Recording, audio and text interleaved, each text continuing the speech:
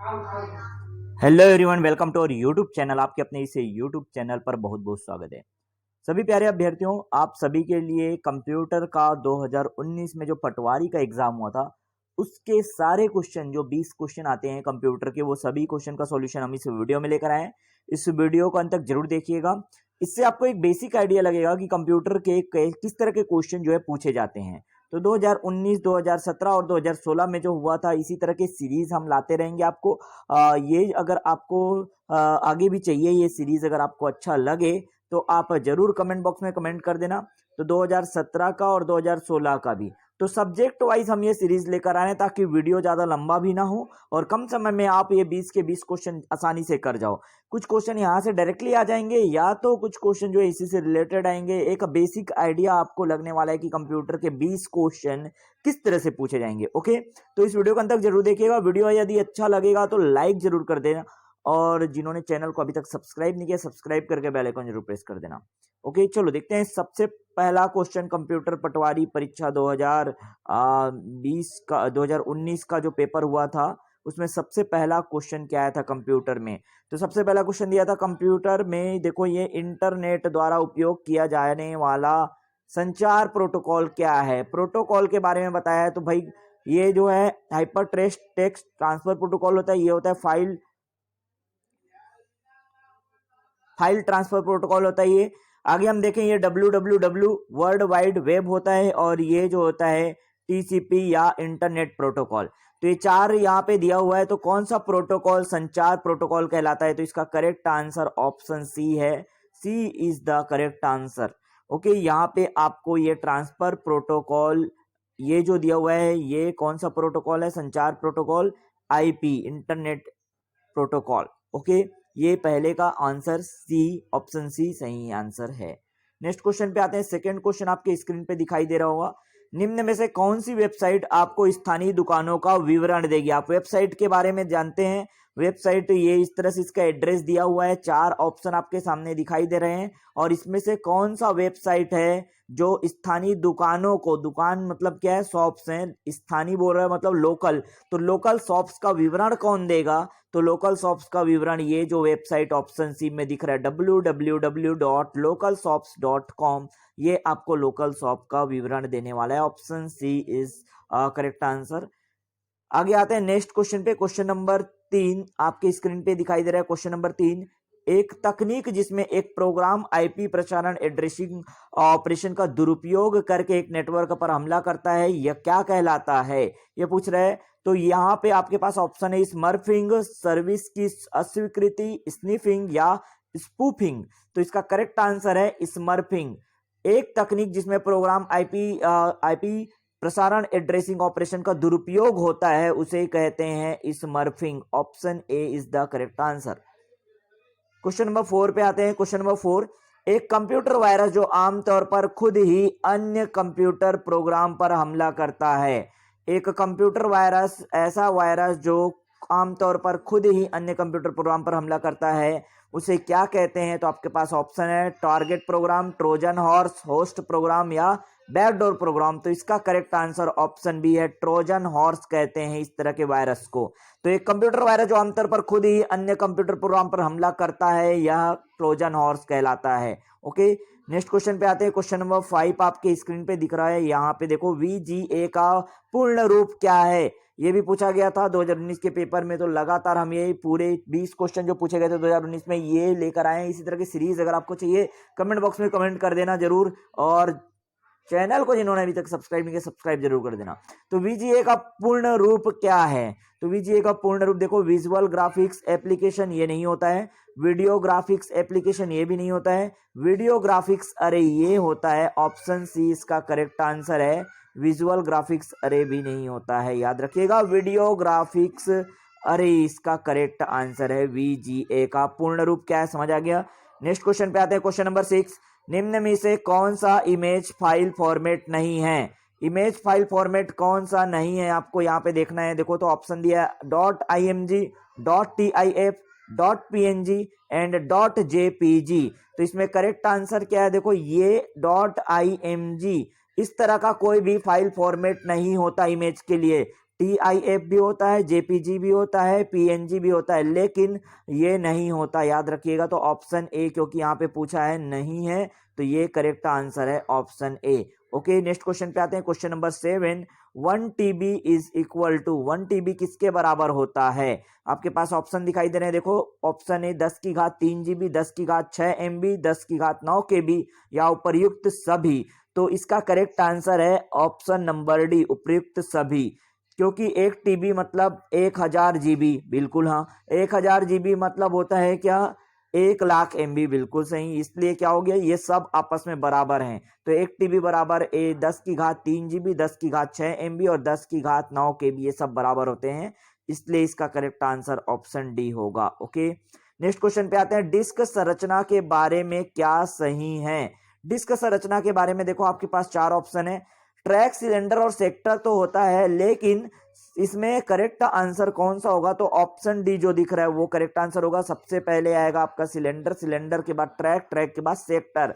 Cylinder, track और sector, ये correct sequence होगा डिस्क संरचना के बारे में। ओके, नेक्स्ट क्वेश्चन पे आते हैं। निम्न में से कौन सा गूगल का प्रोडक्ट नहीं है? क्वेश्चन नंबर 9, निम्नलिखित में से कौन सा गूगल का प्रोडक्ट नहीं है? तो कौन सा जो ऑप्शन में दिखाई दे रहा है गूगल का प्रोडक्ट नहीं है? एंड्रॉइड, iOS, क्रोम या जीमेल? तो इसका करेक्ट आंसर है iOS। iOS जो है एप्पल का ऑपरेटिंग सिस्टम है, एक है ना, जो मोबाइल, एप्पल मोबाइल बनता है उसका ऑपरेटिंग सिस्टम है। बाकी जो एंड्रॉइड है वो भी गूगल का प्रोडक्ट है, क्रोम भी गूगल का है और ये जीमेल भी गूगल का है, लेकिन iOS गूगल का नहीं है। इसलिए करेक्ट आंसर ऑप्शन बी होगा इसका। Okay, option B is correct answer. 10th question पे आते हैं। क्वेश्चन नंबर 10 आपको स्क्रीन पे दिख रहा होगा। यूट्यूब के गुणों के बारे में क्या गलत है?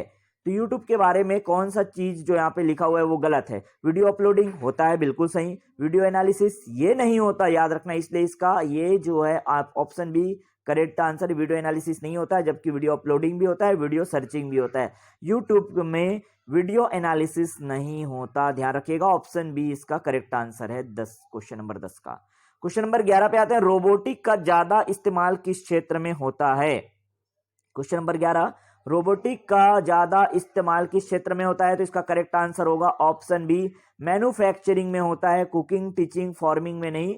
ऑप्शन बी, मैन्युफैक्चरिंग में रोबोटिक का ज्यादा इस्तेमाल होता है। ओके, नेक्स्ट क्वेश्चन पे आते हैं। स्टोर में हर बेचने वाले उत्पाद पर छपे हुए यूनिवर्सल प्रोडक्ट कोड को पढ़ने के लिए उपयोग में आने वाला उपकरण क्या कहलाता है? तो जो यूनिवर्सल प्रोडक्ट कोड होता है, हर एक सामान पे ये कोड छपा होता है, प्रोडक्ट कोड जिसको बोलते हैं, इसको पढ़ने के लिए कौन सा उपकरण यूज करते हैं? तो आपके पास ऑप्शन है barcode reader, laser write, spy cam या प्रिंटर। तो करेक्ट आंसर होगा इसका बार कोड रीडर। वो कोड को रीड करने के लिए एक जो डिवाइस या उपकरण यूज होता है वो है बार कोड रीडर। बार कोड रीडर इसका करेक्ट आंसर है option A. Okay, next question पे आते हैं। कंप्यूटर का कौन सा भाग प्रोसेसर को बाकी हार्डवेयर से जोड़ता है? तो कंप्यूटर का कौन सा भाग है जो प्रोसेसर को बाकी हार्डवेयर से जोड़ता है? तो ये है motherboard. Motherboard is correct answer, option A इसका करेक्ट आंसर है। ठीक है, तो क्वेश्चन नंबर 13 का ऑप्शन ए करेक्ट आंसर है। नेक्स्ट क्वेश्चन पे आते हैं। क्वेश्चन नंबर 14, कंप्यूटर सिस्टम को नियंत्रित करने वाले प्रोग्राम का नाम क्या है? तो जो कंप्यूटर सिस्टम को नियंत्रित करता है उस प्रोग्राम को क्या कहा जाता है? हार्डवेयर, कीबोर्ड, सॉफ्टवेयर या माउस? 4 ऑप्शन आपके सामने है। इसका करेक्ट आंसर है सॉफ्टवेयर। तो जो कंप्यूटर सिस्टम को नियंत्रित करता है उस प्रोग्राम को क्या कहते हैं हम लोग? सॉफ्टवेयर कहा जाता है। इसको ध्यान रखिएगा, ऑप्शन सी इसका करेक्ट आंसर है। क्वेश्चन नंबर 15 पे आते हैं। लेजर प्रिंटर एक इमेज को कैसे प्रिंट करता है?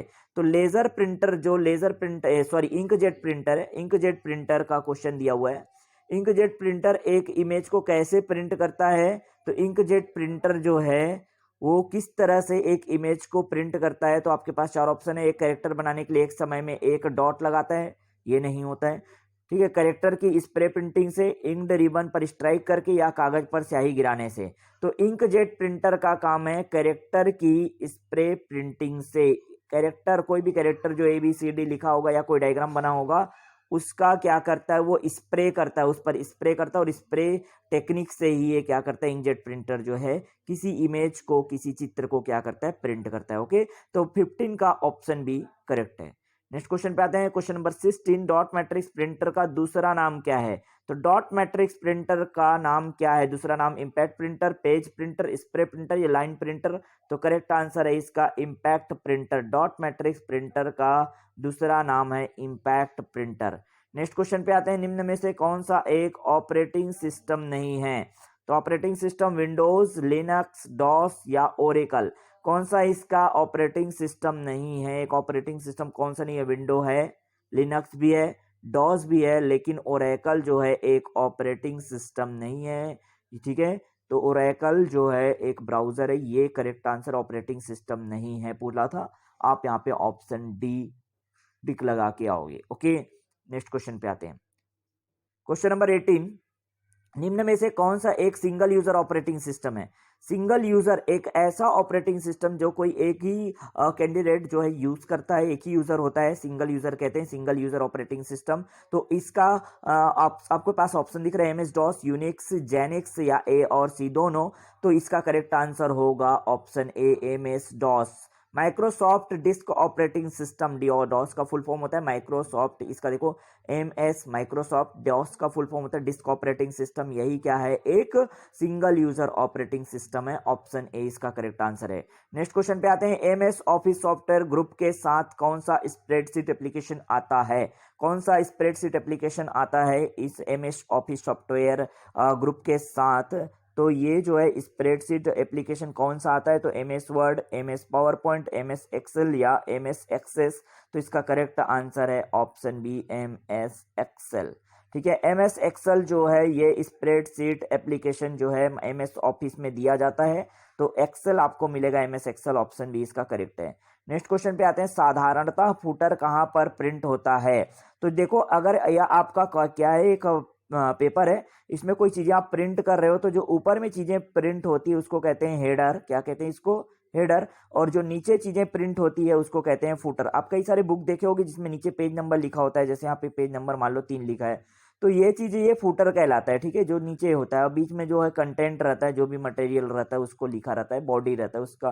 ठीक है, लेकिन ऊपर में हेडर रहता है, जो ऊपर में हेडिंग वगैरह डालते हैं हेडर कहते हैं उसको, और जो नीचे वाला भाग रहता है उसको फुटर कहते हैं, फुटर। ठीक है, तो फुटर जो है कहाँ पर प्रिंट होता है याद रखना है यहाँ पे। तो आपके पास ऑप्शन देखो, पहले पृष्ठ पर, अंतिम पृष्ठ पर, सभी पृष्ठ पर या सम पृष्ठों पर। तो ध्यान रखना, फुटर अगर आप लगाते हो, आपके पास 10 को पेज है, 10 को पेज अगर प्रिंट करना है तो सभी पृष्ठ पर फुटर जो है प्रिंट होते जाएगा। ओके, तो आई होप ये जो क्वेश्चन मैंने लेकर आया 20 क्वेश्चन, वो बहुत ही अच्छे लगे होंगे आपको। और ये सभी क्वेश्चन जो है आपके 2019 के पेपर में, जो पटवारी का भर्ती परीक्षा हुआ था उसमें आया हुआ था। तो 2019 का पूरा कंप्यूटर का पेपर मैं यहाँ पे 20 क्वेश्चन आपके लिए सॉल्व कर दिया हूँ।